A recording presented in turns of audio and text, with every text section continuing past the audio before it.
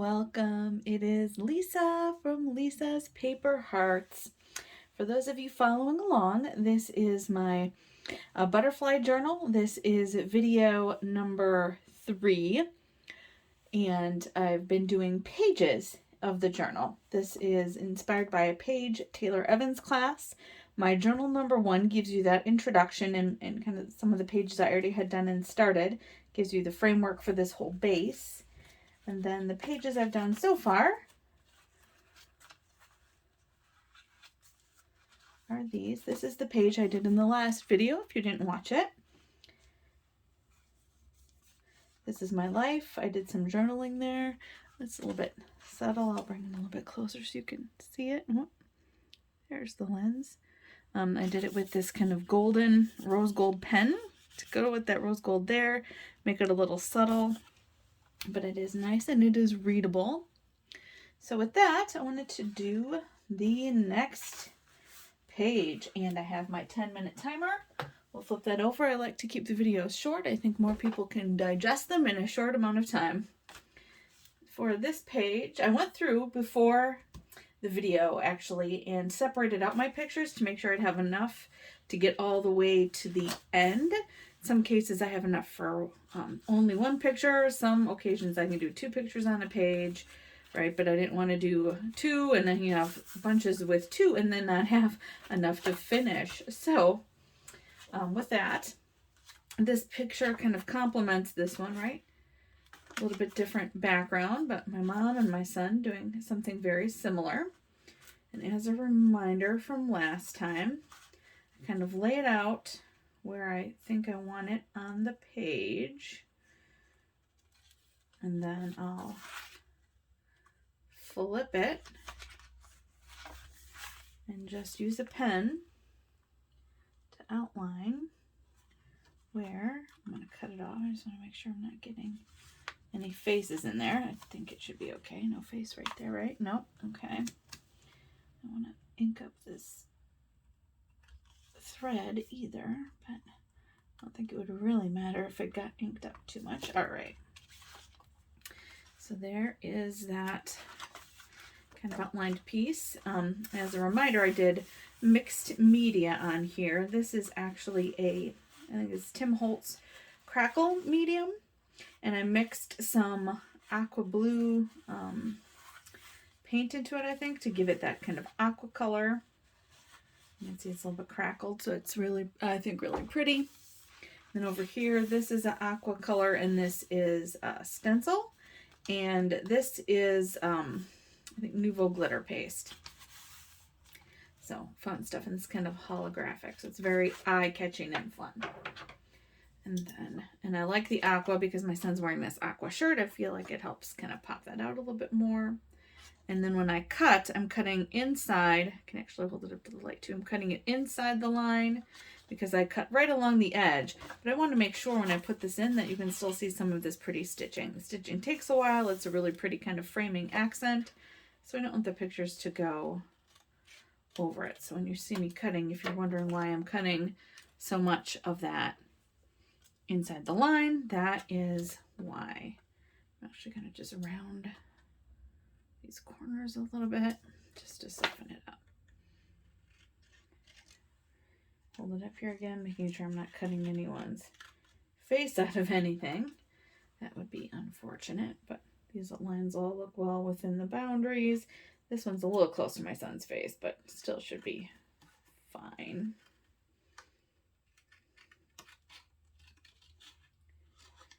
Just cutting that out.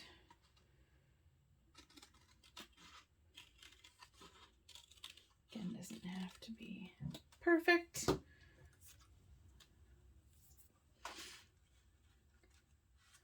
right, so if I lay that in there,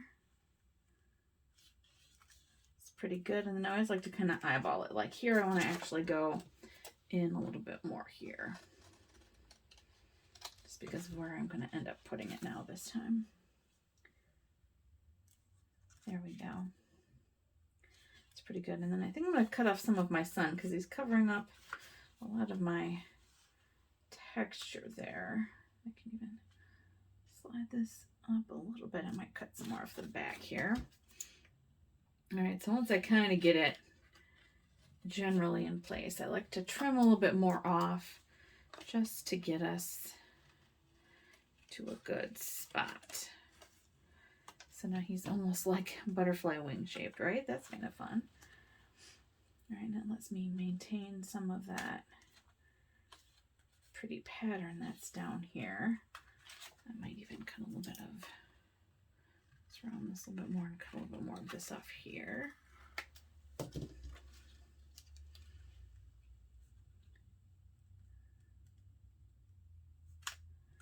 There we go, that's pretty nice. I might even slide it up a little bit more. I can angle a little bit more. I'm going to cut just a hair more off of this back part here, I think.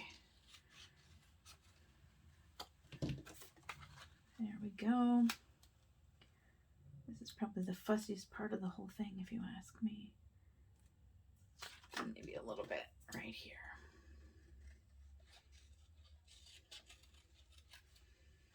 Oh, my scissors must have sticky stuff on the blades. There we go. So I can slide that up, keep it angled. See the stitching, see the stenciling. There we go. That's good, and it's also kind of butterfly wing shaped, which I think is really pretty. Then like last time, I'm going to use my two-sided tape for this. I like the two-sided tape on here. And you can tear it. This is perfectly fine tear tape, but I choose to not tear it because I don't like the scraggly edges. I'm just fussy that way. I have sometimes done tearing, but I'm just fussy about the scraggly edge. It's probably, well, it's not probably, it is faster if I would tear it. But it's not a race.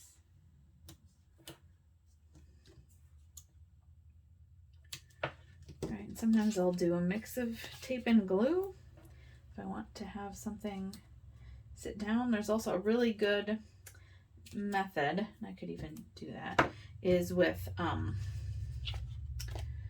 liquid, a liquid glue and the tape, and you put the glue on the tape. That gives you time to kind of reposition the tape, makes it repositionable, and then extra sticky down once it dries, which is kind of cool. I guess the downside of doing the tape is that it does make my scissors sticky. All right.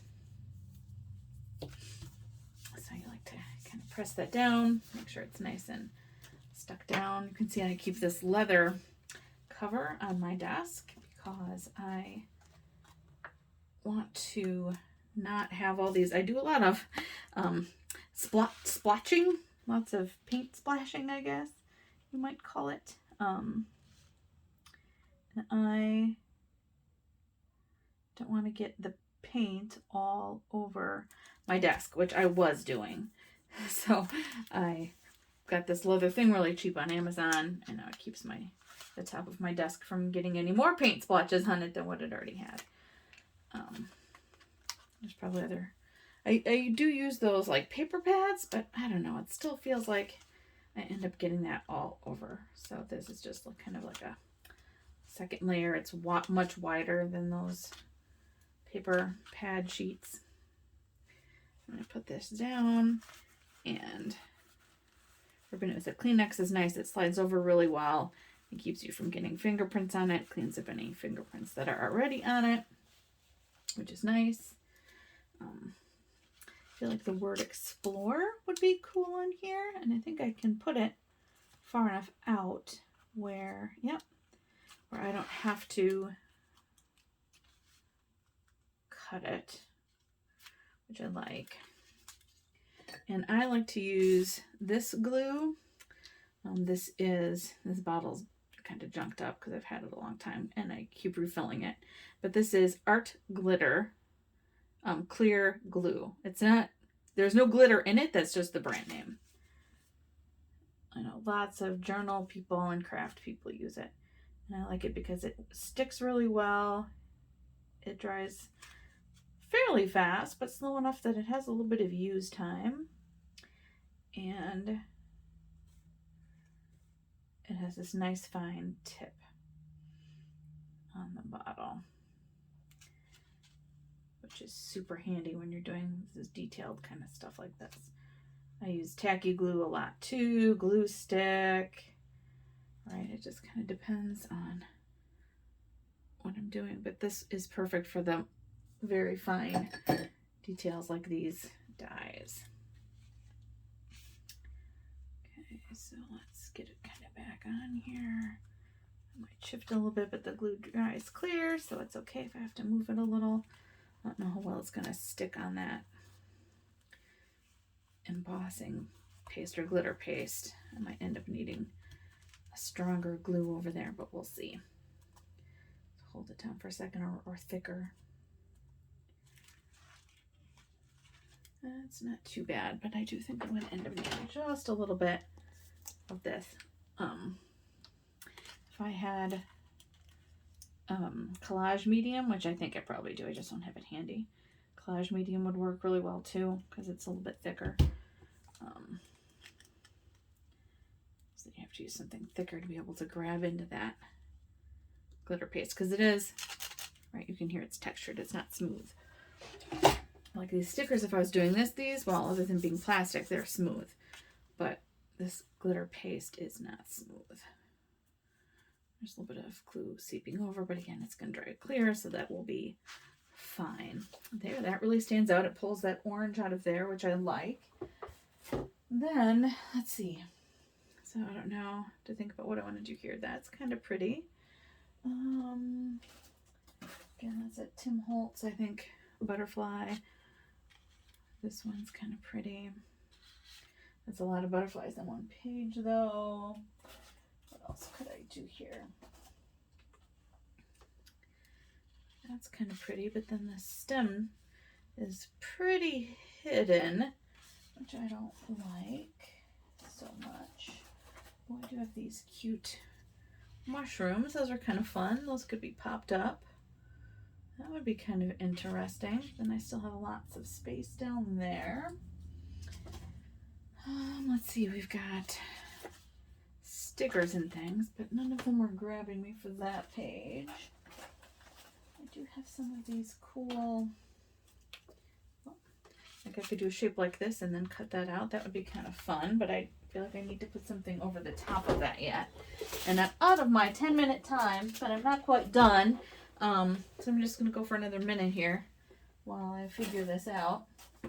And I won't make you watch me paste it down, but you can watch me at least trying to pick it.